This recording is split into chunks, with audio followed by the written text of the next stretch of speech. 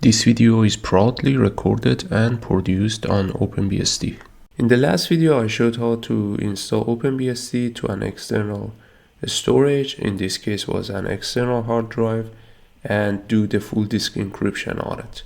Now assume that we actually add some personal stuff to the external storage, and we would like now to copy those stuff to another OpenBSD installation.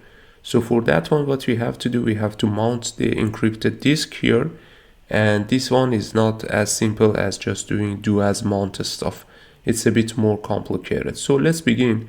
I'm going to open the X console and then connect the external storage to the computer.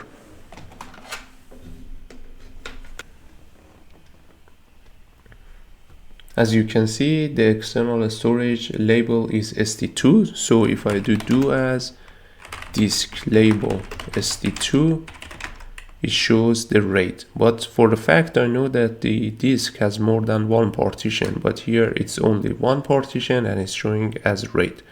So what we have to do, we have to play around with the BIOSctl, and we need to actually attach the encrypted volume. So for that one, we are going to actually follow similar thing to what we did when we installed the OpenBSD and did the full disk encryption. So do as BIOSctl -c. So this one we need to specify the type or the level of the RAID. And in this case, since it's crypto and is a basically disk encryption, we have to pass the flag C, and L, it has to actually specify the device or the chunk, then /dev SD2, and here would be A. And then we are passing the soft RAID 0. Then I have to specify the passphrase, of course. And now actually it has created SD3, as you can see.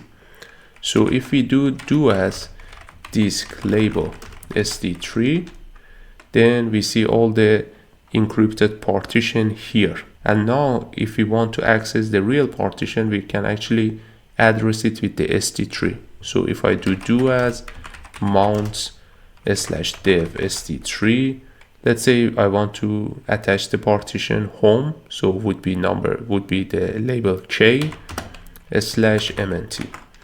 And if I do now ls/mnt, it actually shows my home directory on that OpenBSD install. So I can do whatever I want with it. And now if we want to unmount it, we have to first unmount the mounting point. So would be unmount /mnt, and then we need to actually delete that storage or the pseudo device.